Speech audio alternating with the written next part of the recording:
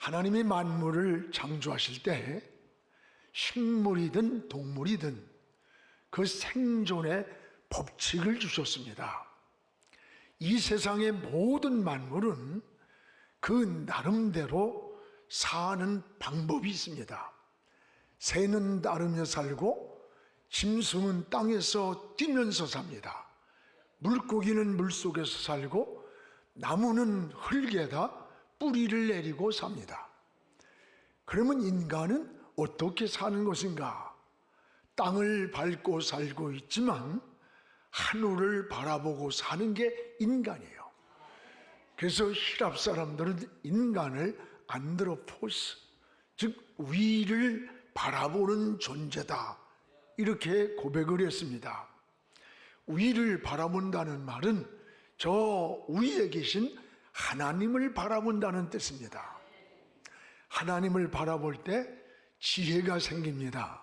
영혼이 맑아지고 마음의 평화가 임하게 됩니다. 만물 중에 인간이 뛰어난 존재인 것은 의식주 문제나 번식의 문제가 다른 게 아니에요. 인간에게는 유일한 영적 존재이기 때문에 하나님을 바라보며 사는 겁니다. 그래서 하나님은 인간에게 창세기 1장 28절에 공중에 나는 새와 땅에 기는 것과 또 물속에 있는 것과 씨 맺는 열매까지 만물을 다스리고 정복하라고 하셨어요. 이것은 하나님이 인간에게만 주신 특권이고 축복인 겁니다. 그런데 인생을 살다 보면 여러분, 믿음 안에 살면서도 때 아닌 고난이 있고 시련을 당할 때가 있고 또 실패를 만날 때가 참 많습니다. 때로는 희망이 보이지 않는 장애물의 복병을 만날 때도 있습니다. 신앙생활 잘한다고 고난이 없는 것 아닙니다. 잘 되는 일만 있는 것도 아닙니다. 우린 이런 과정만 보면 때로는 이해할 수 없이 절망하고 낙심할 때가 있습니다. 그러나 인생의 성공과 실패는 그 결과까지 가봐야 하는 거예요. 지금은 어느 누구도 인생을 바로 살았다고 또는 잘못 살았는지 성공했는지 실패했는지 함부로 평가할 수가 없습니다. 저는 성경의 인물 중에 요셉이를 좋아합니다. 요셉이의 그 과정을 보면 참으로 파란만장합니다. 아버지의 사랑받는 그것 때문에 오히려 형제들이 요셉이를 애굽에 팔아버렸고 또 애굽에서 신앙을 지키고 믿음으로 살아보려고 한 결과가 유혹을 뿌리친 것이 오히려 감옥을 가는 비운에 빠지게 됐습니다. 요셉이의 이런 한 과정만 본다면 절망하고 낙심하고 이럴 때 내가 믿음으로 살려고 했는데 하나님은 지금 어디 계시는 걸까? 왜 나를 지키지 않고 나를 왜 이 고통에다 넣었을까? 이런 낙심과 절망이 찾아올 수가 있는 거예요. 우리도 믿음대로 바로 살아보려고 하는데 요셉처럼 고난이 다가올 때가 있습니다. 이럴 때 낙심하기가 쉬운 거예요. 그러나 따라합시다. 하나님의 숨은 손길. 오늘 우리는 하나님의 숨은 손길이 있음을 알아야 돼요. 이것을 성경에서는 하나님의 섭리라 이렇게 말합니다.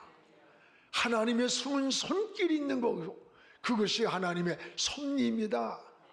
하나님은 감옥을 통해서 요셉이를 애굽 나라의 총리로 세우는 지름길을 만드셨고 그리고 축복의 통로가 되게 하셨습니다. 요셉이가 아무리 똑똑하고 뛰어나도 그 바벨론 제국의 여러분 총리가 된다는 것은 있을 수가 없는 거예요. 그러나 이런 절박한 사망 같은 음침한 골짜기 이 감옥을 통해서 오히려 총리가 되는 지름길이 열렸고 축복의 통로가 열린 거예요. 사랑하는 여러분, 여러분도 인생을 살다가 보면 고난을 만날 때 오늘 여러분은 어떻게 반응합니까? 원망부터 하고 낙심부터 하고 있지는 않습니까? 마귀는 어떻게든지 여러분이 원망하고 불평을 통해서 우리의 신앙과 삶을 공격하려고 한다는 걸 잊지 말아야 돼요. 오늘 이스라엘 백성들의 모습을 보세요. 오늘 그래서 그리스도인들은 모든 것이 합력하여 선을 이루는 것이다. 그리고 이것이 하나님의 뜻임을 믿어야 되는 겁니다. 오늘 말씀은 사도 바울이 로마 옥중에서 빌립보 성도들에게 보낸 편지입니다. 어떻게 사는 것이 성도가 사는 방법인가를 잘 말씀해 주고 있습니다. 무엇보다도 주 안에서 살아야 기쁨이 있음을 말씀하고 있습니다. 여러분 1절을 우리 함께 읽겠습니다. 끝으로 나의 형제들아 주 안에서 기뻐하라. 너희에게 같은 말을 쓰는 것이 내게는 수고로움이 없고 너희에게는 안전하니라. 나의 형제들아 주 안에서 기뻐하라. 내가 같은 이런 말을 반복했어도 수고로움이 없고 너희는 보호를 받고 안전한 것이다라고 했습니다. 성경에는 기쁨이라고 하는 말이 무려 80번이나 나옵니다. 하나님의 자녀들이 기쁘게 살기를 원하는 것이 하나님의 뜻이에요. 부모가 자녀가 근심 걱정하며 사는 모습을 원하겠어요? 기쁘고 행복하게 사는 모습을 원하는 것 하나님도 똑같습니다. 그래서 1절에 기뻐하라는 말씀을 반복하는 것이 내게 수고로움이 아니라고 했어요. 기쁨이 이렇게 중요하다고 하는 말씀입니다. 그러나 기쁨에도 두 종류의 출처가 있습니다. 하나는 외적인 기쁨이 있습니다. 어떤 물질이나 또는 소유나 환경에서 오는 기쁨을 말합니다. 그러나 이것은 언제라도 흔들리고 변할 수 있는 기쁨입니다. 여러분 인생을 살다 보면 소유를 잃을 때가 있습니다. 또 여러분 건강을 잃을 때도 있습니다.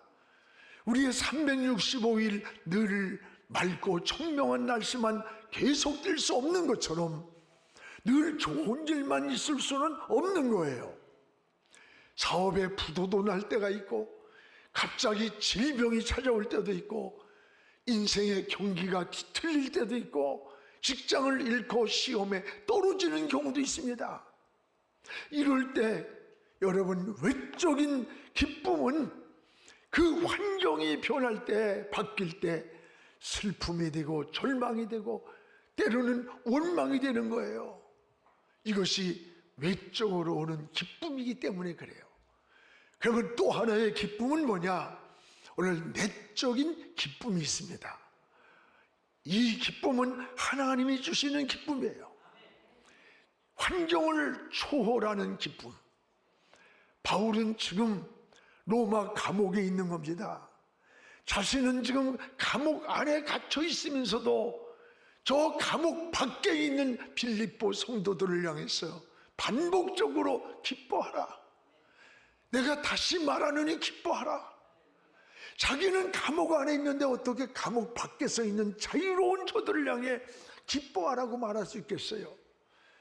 이것은 환경에서 주어진 그런 기쁨이 아니에요. 이것은 하나님이 하늘 위에서 주신 내적인 기쁨을 말하는 거예요. 성도는 이 기쁨을 소유하고 살기를 기도해야 되는 거예요. 그러면 어떻게 이런 내적인 기쁨을 우리가 소유할 수고 그리고 살 수 있는 겁니까? 여기 오늘 따라합시다. 주 안에서. 오늘 주 안에서라는 말씀을 주목하시기 바랍니다. 주 안에 기쁨이 있기 때문입니다. 여러분, 에덴 동산은 기쁨의 동산입니다. 왜 기쁨이 있습니까? 하나님과 동행하는 곳이고 하나님과 함께 살았기 때문입니다. 그런데 에덴을 쫓겨나면서부터 기쁨도 떠나고 평안도 떠나고 안식도 떠나버렸던 거예요. 오늘 그러면 우리가 기쁨을 소유하고 사는 비결은 뭐냐? 바로 주 안에서 사는 것이라고 했어요. 어린아이가 전쟁이 나고 세상이 요동을 친다 할지라도 엄마 품에 안겨있는 그 아이는 편안하게 잠을 잘 수가 있는 거예요. 엄마 품에 있기 때문에. 그렇습니다. 어거스틴의 고백을 여러분 잘 압니다. 그런 세상에 방종을 하고 타락을 했습니다. 어느 날 하나님 말씀을 깨닫고 돌아왔을 때 이런 고백을 합니다. 하나님이여, 내가 당신의 품으로 돌아오기 전까지는 내 마음에 평안도 기쁨도 안식도 없었습니다. 그렇습니다. 이게 주님 품을 떠난 인생의 고백인 것이에요. 오늘 우리는 어떻게 사는 게 성도가 사는 방법입니까? 주 안에서 사시기를 축복합니다. 주님 안에 사는 것이 평안이고 기쁨이고 행복인 거예요. 부모의 품 안에 있는 자녀가 안식이고 기쁨이고 평안이 되는 것과 같은 거예요. 우리나라에 처음에 복음이 들어왔을 때 많은 순교자들이 나왔습니다. 그 순교자 열전이라는 책에 보면 예수를 끝까지 믿겠다고 하면 칼로 목을 쳐 죽이는 거야. 그러나 그 순간에 나는 예수님을 안 믿겠습니다 라고 하면 살려주는 거예요. 삶과 죽음이 믿음의 고백과 배신이에요. 그때에 초창기 우리 기독교인들이 목을 내밀면서 나는 주님을 사랑합니다, 나는 예수 그리스도를 믿습니다, 그때마다 이 망나니들이 그 목을 그대로 쳐버린 거예요. 절투산에서 목이 잘린 순교자들이 한결같이 피를 다 쏟아진 그 하얀 창백한 얼굴에서 미소를 잃지 않고 목이 떨어져 죽어 있더랍니다. 여러분, 스데반이 수없이 날아오는 돌무더기에 돌에 맞아 죽어가면서도 그의 얼굴은 천사의 얼굴과 같았다. 천사의 얼굴이 이그러지고 찌그러졌을까요? 가장 환하고 기쁨과 평안과 하나님을 바라보는 모습을 천사의 얼굴이라고 표현한 거예요. 돌무더기에 죽어가는 그 시간에도 저 우편 보좌에 앉아 계시지 않고 주님이 벌떡 일어나시는 그 모습을 바라보던 스데반은 그의 얼굴이 천사의 얼굴과 같았다는 거예요. 이것은 여러분 환경에서 조건에서 얻은 평안이 아니에요.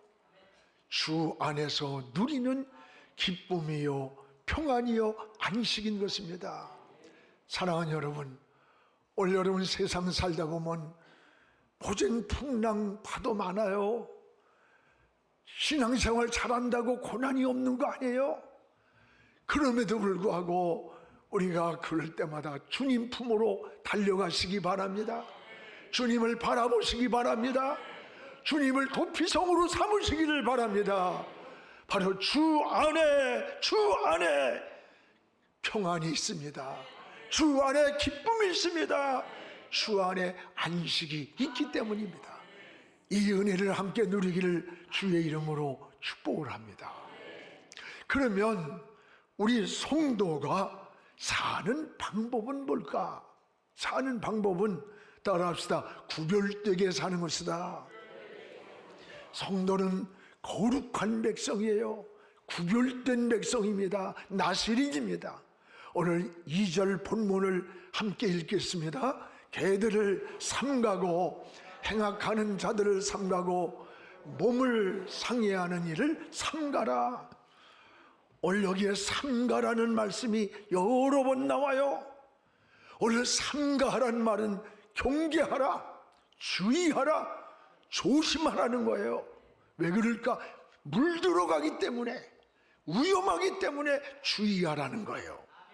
그렇습니다.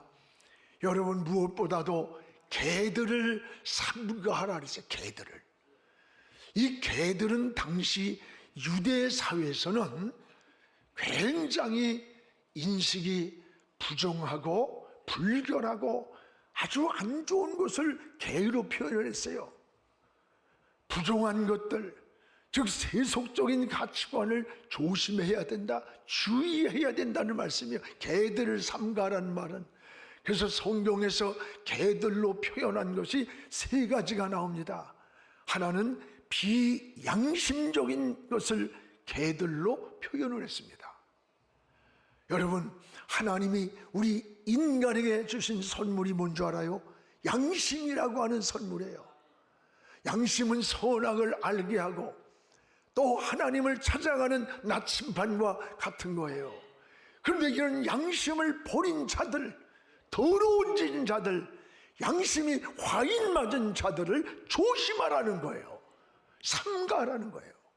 또 하나는 탐욕을 개들로 표현했습니다. 탐욕은 자기 욕심만 채우려는 이기적인 삶을 말하는 거예요. 오늘 여러분, 자기 욕망만, 이익을 위해서 저 수단 방법을 가리지 않는 이기적인 자들이에요. 이런 자들이 권력을 가져보세요. 사람 다 죽입니다. 독재를 씁니다. 소유를 가져보세요. 이 세상에 약한 자들은 다 처형되는 거예요.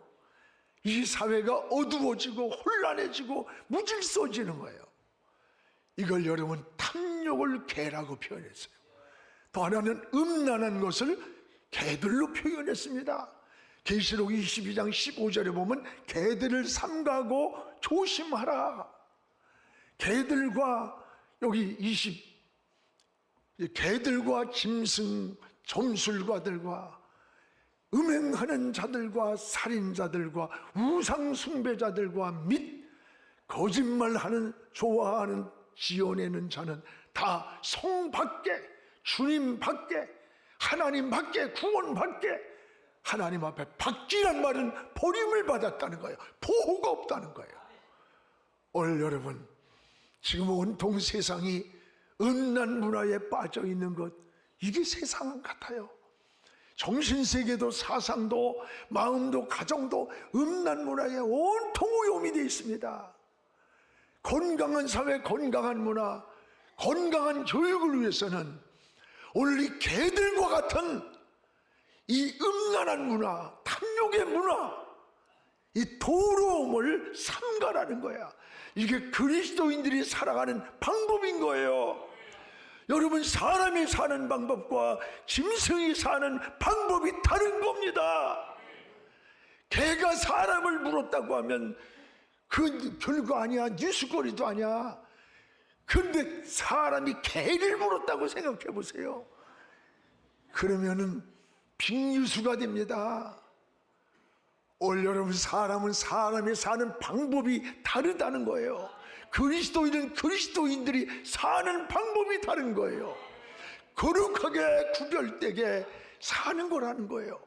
그러면 우리 그리스도인들은 어떻게 살아야 하는 겁니까? 오늘 3절에 나와 있습니다. 우리 같이 한번 읽겠습니다.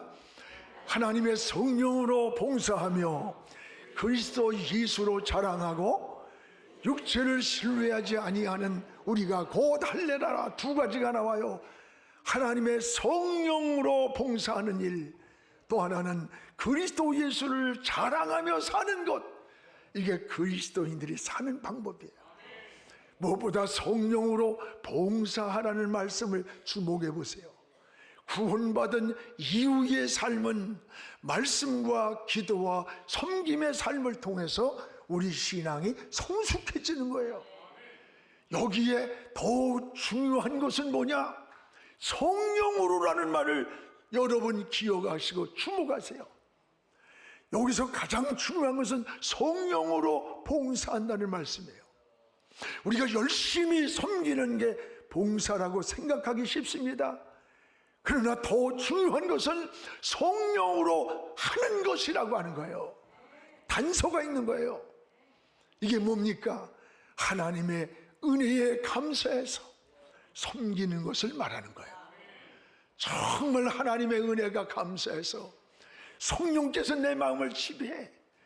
그래서 우러나와서 성전의 예배를 달려가고 싶고, 예배 시간이 기다려지고, 하나님께 무릎 꿇는 시간이 기쁘고, 봉사하는 것이 즐거운 거예요. 그래서 성령으로 봉사하는, 하나님의 영이 마음을 감동해서 자원하는 마음으로 섬기는 것, 이게 성령으로 봉사라는 거예요. 전에 휴스톤에 목회자 세미나가 있었습니다. 거기에 암에 걸려서 거의 말기에 이르는 집사님이 그곳에 나와서 목사님들이 쭉 서서 몇백 명인데 줄을 서서 식기를 가지고 식사를 하는데, 그 집사님이 기쁘게 봉사를 하면서 섬긴 것을 보고 그 담임 목사님이 그분의 이야기를 하면서 목이 메어가지고 우는 거예요. 지금 이 집사님은 말기 암입니다. 오늘인지 내일인지 모르는 내 시한부의 인생을 살고 있습니다. 그러면서 그때 그 집사님이 그래요. 목사님들, 전 너무 행복해요. 저의 남은 시간이 내일인지 오늘인지 모레인지 나는 모르지만 내가 할 수 있는 데까지 하나님을 섬기고 싶어요. 교회를 섬기고 싶어요. 목사님들을 섬기다가 우리 주님 계신 천국으로 가고 싶은 게 내 마지막 소원이에요. 그러면서 그 연약한 몸을 가지고 기쁘게 봉사를 할 때 우리 목사님들이 모두 함께 그를 위해서 눈물로 기도를 했어요. 그 며칠간의 세미나보다도 이 집사님 한 분의 하나님께 사로잡혀서 하나님 나라를 보라보면서 섬기는 그 아름다운 모습이 우리의 삶을 다 바꿔놨어요. 우리 목회의 가치관을 바꿔놔 버렸어요. 여러분, 이게 바로 성령으로 하는 봉사라는 거예요. 여러분, 가슴에서 하는 거예요. 우러나와서 하는 거예요. 마음이 뜨거워서 주님을 섬기고 헌신하며 섬기는 것, 이게 바로 성령으로 봉사하는 거예요. 토요일 날 왔더니 어느 장로님이 화장실 청소를 막 하는데 이 장갑을 끼고 변기를 갖다가 손이 주다가 막 그 안을 막 닦아내고 그래. 그래서 장로님, 사실 전 집사들이나 누구한테 시켜도 되는 일인데 장로님들이 무게 탁 잡고 내가 장로인데 이런 거래? 이럴 수 있는 거 아니에요? 근데 그 장로님이, 목사님, 제가 이 화장실 청소하면서 너무 은혜를 받는데 내 자신이 와서 보면 이 변기보다 더 더러운 게 내 마음이라는 거야. 이 바닥보다 더 더러우고 이 냄새보다 더 더러운 냄새가 겉만 본드러마지 내 안에 있음을 깨달을 때마다 화장실 청소를 하면서 눈물로 청소를 하고 자기 자신을 고백한다는 거예요. 그 얘기에 제가 얼마나 은혜를 받았는지 몰라. 오늘 여러분, 주님을 섬기는 것, 내 힘으로, 내 의지로 박수 소리 때문에 봉사하고 헌신하다 보면 그 박수 소리가 멈출 때, 누군가 나를 이해해 주지 못할 때 지치고 원망으로 변하는 거예요. 오늘 우리는 성령으로 봉사한다는 것, 이 말씀을 기억하면서 하나님을 섬기는 그런 우리 재직들과 성도들 되기를 주의 이름으로 축복합니다. 또 하나, 성도는 어떻게 사는 것이냐? 오늘 3절에 예수를 자랑하며 살라는 거예요. 오늘 사람에겐 두 가지 자랑이 있습니다. 하나는 육체적인 자랑이 있고 또 하나는 영적인 자랑이 있는 거예요. 여러분, 자랑거리가 많다는 것은 굉장히 좋은 겁니다. 그래서 사람들은 가문을 자랑하고 명예를 자랑하고 자식을 자랑하고 지식을 자랑해요. 지구일을 자랑하고 좋은 거예요. 좋은 자랑거리가 있다는 것은 좋은 일이에요. 그러나 우리 그리스도인들은 자랑하는 가치관이 달라. 그리스도는 무엇을 자랑하느냐? 오늘 사도 바울은 3장 8절에 다메섹에서 주님을 만났습니다. 인생의 변화를 받았어요. 전 삶의 터닝 포인트, 전환점이 왔어요. 그 이후에 바울의 고백이 뭡니까? 나는 세속적인 자랑거리를 오히려 배설물처럼 여긴다는 거예요. 그리고 바울은 오직 그리스도를 자랑했습니다. 구원받은 은혜를 자랑했고 십자가를 자랑했습니다. 여러분, 이것이 신앙인의 은혜 받은 자의 모습이에요. 여러분, 육신적인 것을 가지고 거들먹거립니까? 고개를 바짝 들고 여러분 교회 와서도 대접이나 받으려고 그런 사람이 있습니까? 아닙니다. 진정한 은혜는 오늘 사도 바울을 통해서 그리스도를 자랑할 줄 아는 것, 구원받은 은혜를 자랑하고 십자가에 피 묻은 복음만이 생명임을 자랑했는 것, 예수 그리스도를 아는 지식이 가장 고상하기 때문이라고 했습니다. 그리스도가 우리의 구주가 되시기 때문입니다. 예수 그리스도가 안식이고 영원한 생명이기 때문입니다. 예수 그리스도가 하나님께 관한 영원한 길이기 때문입니다. 여러분, 성도는 무엇을 하든지 주님을 자랑하세요. 주님을 높이시기 바랍니다. 자녀가 공부를 잘해도, 직장에 취업을 했어도, 사업이 잘 돼도 주님의 은혜고 주님이 주신 축복이라고 말하십시오. 주님을 높이고 주님을 자랑하세요. 이것이 하나님의 받은 은혜 받은 자의 모습이요, 더 큰 은혜를 누리는 자입니다. 여러분, 내가 어떤 일할 때 부모님을 자랑하고 부모님이 주신 은혜야, 선생님께서 날 이렇게, 그 사람이 더 사랑도 받게 되는 거예요. 사랑하는 성도 여러분, 성도는 세상 사람들과 사는 방법이 다릅니다. 삶의 가치관이 다릅니다. 세계관이 다르고 추구하는 목표가 다른 거예요. 기쁨의 출처가 다르기 때문입니다. 주님 품으로 돌아와서 여러분 기쁨과 평안을 회복하시기를 축복합니다. 행악자들을 조심하십시오. 이것이 지혜입니다. 그리고 성령으로 봉사하며 우리 주님을 높이고 어느 곳에 있든지 주님을 자랑하는 여러분 되기를 바랍니다. 그러면 목자장 되시는 우리 주님이 나타나시는 그날에 여러분에게 수고했다, 잘했다, 일한 대로, 그리고 풍성한 은혜로 여러분을 축복해 주실 것입니다. 기도하겠습니다. 거룩하신 우리 하나님 아버지, 고맙습니다. 오늘도 하나님 아버지, 우리의 신앙을 다시 한번 돌아보기를 원합니다. 하나님 앞에 바로 살게 하여 주옵소서. 주님 앞에 주님 성도답게 살게 하시고, 성도는 사는 방법이 다르다고 했습니다. 세상 사람들과 삶이 다르게 하시고 주님 품에서 살게 하시고, 힘들고 어려울 때에도 주님을 바라보고 주님께로 달려가는 도피성이 되게 하여 주시옵소서. 그곳에서 보호를 받고 안식을 얻고 기쁨을 누리기 원합니다. 하나님, 우리의 삶의 목표가 주님이 되게 하시고 어느 곳에 있든지 주님을 자랑하고 주님을 높이고 주의 이름으로 살아가는 저희들의 삶이 되게 도와주시옵소서. 예수님 이름으로 기도하옵나이다. 아멘.